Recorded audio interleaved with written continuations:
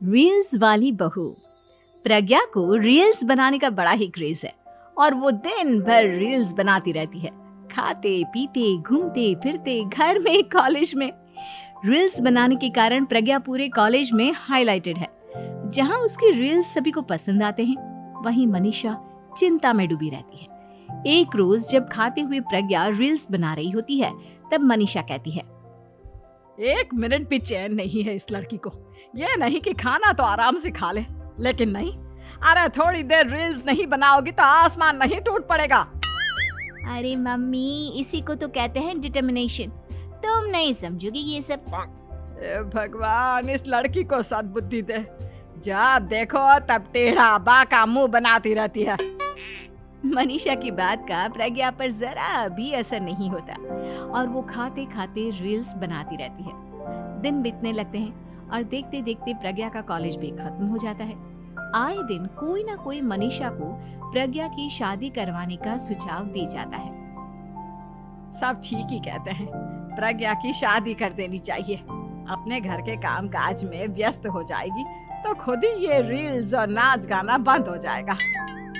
मनीषा और प्रेम प्रज्ञा के लिए एक अच्छा लड़का ढूंढने लगते हैं और तभी विकी का रिश्ता प्रज्ञा के लिए आता है, जिसने प्रज्ञा को उसकी रील्स देखकर पसंद कर लिया था। अगले दिन विकी अपने माता पिता के साथ प्रज्ञा के घर पहुंच जाता है और प्रज्ञा साड़ी पहने हाथों में चाय की ट्रे लिए उनके सामने आती है।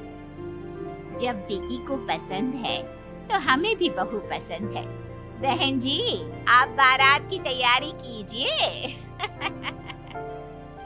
एक बार लड़का लड़की अकेले में बात कर ले तो अच्छा रहेगा। हाँ हाँ, क्यों नहीं।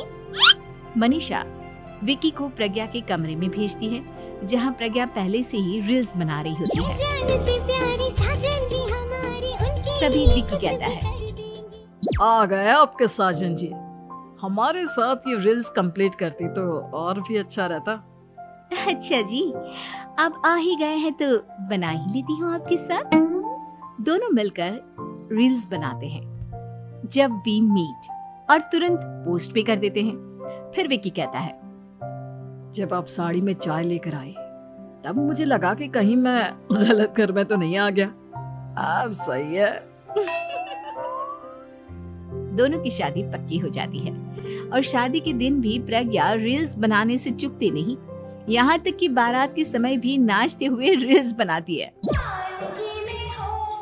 सभी लोग प्रज्ञा की तारीफ के पुल बांध देते हैं और प्रज्ञा नाचती गाती अपने ससुराल चली जाती है। सब कुछ अच्छा चल रहा होता है। प्रज्ञा यहाँ भी दिन भर हर चीज की रील्स बनाती रहती है। लेकिन कुछ दिनों के बाद जब सुनीता कहती है, बहू, ये रील्स के साथ साथ कुछ काम भी कर लिया करो। वैसे तुझे और क्या क्या बनाना आता है? मम्मी जी, वैसे तो सब कहते हैं कि मैं सब कुछ अच्छा बनाती हूँ, लेकिन मुझे लगता है कि मैं मैगी अच्छा बना लेती हूँ। हाँ, कॉफी भी अच्छा बना लेती हूँ और मुंह तो सबसे अच्छा बना लेती हूँ। हैं? अच्छा अच्छा। सुनीता अपना माथा पकड़ लेती है और कहती है, बहू, कुछ खाना बनाना भी सीख लेती। मम्मी जी, मैं लंबी प्लानिंग कर रही हूँ। जल्दी ही मैं इतनी फेमस हो जाऊंगी कि मुझे पैसे मिलने लगेंगे। हम दोनों सास बहू राज करेंगे, राज। नौकर काम करेंगी और लोगों की तो लाइन लगेगी हमसे मिलने के लिए। तेरा दिमाग खराब हो गया है क्या बहू? हंसी मजाक तक ठीक है, लेकिन इस तरह घर नहीं चलते। जितना जल्दी हो इस घर के तौर तरीकों को सीख लो। प्रज्ञा मुंह घुमाकर चली जाती है और तुरंत उसी वक्त एक रील बनाती है। ये देख सुनीता का गुस्सा 7वें आसमान पर चला जाता है और विकी के घर आती ही सुनीता उसे सब कुछ बताती है। विकी भी अब प्रज्ञा की इन हरकतों से परेशान हो जाता है। तुम टेंशन मत लो मम्मा, मैं देख लूंगा। विकी कमरे में जाता है तो देखता है कि प्रज्ञा रील्स बना रही है। विकी बड़े ही प्यार से प्रज्ञा से कहता है, प्रज्ञा, इन सब के लिए मैं तुम्हें मना नहीं कर रहा हूँ, लेकिन फिर भी हर वक्त तो ये अच्छा नहीं लगता ना। समझने की कोशिश करो, मुझे भी तुम्हारा थोड़ा वक्त चाहिए। मैं जब ऑफिस से आता हूँ तो मुझे समय देने की जगह इसी में लगे रहते हो। तुम ज्यादा ही सोच रहे हो। तुम भी मेरे साथ रील्स बनाओ ना, तुम्हें भी बहुत अच्छा लगेगा।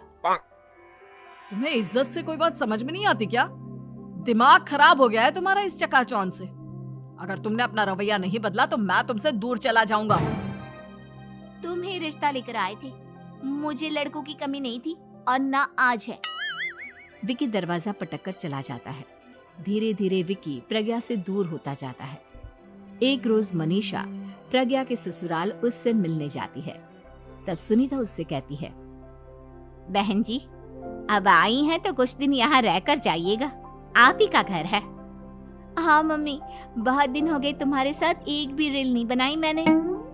प्रज्ञा तुरंत अपने फोन में रील्स ऑन कर लेती है। ये सब मुझसे नहीं होगा। तेरा ये भूत अभी तक नहीं उतरा क्या? बहन जी, आप कुछ कहती नहीं क्या इसे? जब आप ही कुछ नहीं कर पाई तो मैं कर ही क्या सकती हूँ। सास तो वैसी ही बदनाम है। शाम को घर की लाइट चली जाती है और मनीषा प्रज्ञा से कहती है, मेरे घुटनों में बहुत दर्द हो रहा है, तू लाइट का कुछ इंतजाम करना बेटा। अच्छा, कैंडल जला देती हूँ मम्मा। प्रज्ञा गाते हुए कैंडल जलाती है और खिड़की के पर्दे के पास रख देती है। मनीषा, जिसे बहुत दर्द हो रहा है, वो सो जाती है और प्रज्ञा हमेशा की तरह अपने रील्स में लग जाती है। उधर कैंडल की वजह से पर्दा आग पकड़ लेता है और मनीषा के कमरे में आग लग जाती है। बचाओ, कोई है, बचाओ। सभी भागते हैं और विकी कमरे की आग बुझाने में लग जाता है, लेकिन तब तक मनीषा आधी जल चुकी थी। मनीषा की हालत देख प्रज्ञा रोने लगती है। विकी मनीषा को तुरंत हॉस्पिटल ले जाता है और उसे एडमिट कराता है। विकी प्रज्ञा से कहता है, देख लिया ना, तुम्हारे इस नाच गाने की वजह से आज तुम्हारी माँ की जान जाते जाते रह गई। अब पता नहीं तुम और क्या चाहती हो। उधर डॉक्टर कहते हैं, इनकी हालत बहुत नाजुक है, आधे से ज्यादा जल चुकी है। प्रज्ञा रोती हुई मंदिर में जाती है और भगवान के आगे जाकर कहती है, भगवान, मेरी माँ को ठीक कर दो। मैं कसम खाती हूँ, हाथ से ये रील्स बनाना छोड़ दूंगी। बस मुझे मेरी माँ वापस मिल जाए। 2 दिन बीत जाते हैं और मनीषा खतरे से बाहर आ जाती है। पेशेंट अब ठीक है, आप लोग उनसे मिल सकते हो। सब कोई मनीषा से मिलता है और प्रज्ञा सबके सामने अपना फोन तोड़ देती है। मुझे माफ कर दो मम्मा, मैंने तुम लोगों की बातों को नजरअंदाज किया। बेटा, कोई भी चीज जरूरत से ज्यादा खराब है। मैंने तुम्हें रील्स बनाने से कभी मना नहीं किया, लेकिन हर वक्त एक ही चीज तो सही नहीं है। मैं समझ गई हूँ मम्मा, आई एम सॉरी। प्रज्ञा उस दिन से रील्स बनाना छोड़ देती है और पूरी तरह से अपने घर में लग जाती है।